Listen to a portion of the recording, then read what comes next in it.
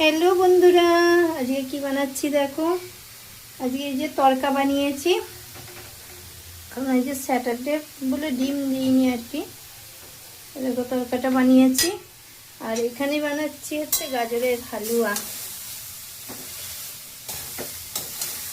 দেখো কাজু দিয়েছি, ঘি দিয়েছি, এলাচ পাউডার দিয়েছি, আর এই গাজরটা দিয়ে এখন ভাজছি।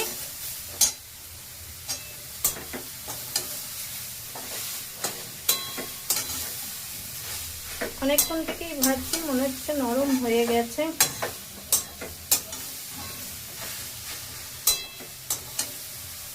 চলো একটু চাপা দিয়ে রাখি নরম হওয়ার জন্য, তারপরে দেখাচ্ছি কেমন কি হলো। তোমরা তো দেখলেই আমি গাজরটা ফ্রাই করছিলাম, ফ্রাইও হয়ে গেছিলো, একটু চাপা দিয়ে দিয়েছিলাম, একটু সেদ্ধ টাইপের হয়ে গেছে। তারপরে দুধ চিনি দিয়ে দিয়েছি, পুরো একদম হয়ে গেছে। দেখো এই যে একটু মিল্ক দিয়ে দিই, ক্রিমি ক্রিমি ভাব আসবে, এটা দিয়ে দিই।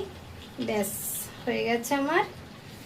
একটু দেখে জানিও কেমন হয়েছে। সবাই খুব ভালো থেকো, সুস্থ থেকো, সবাইকে টাটা, বাই বাই।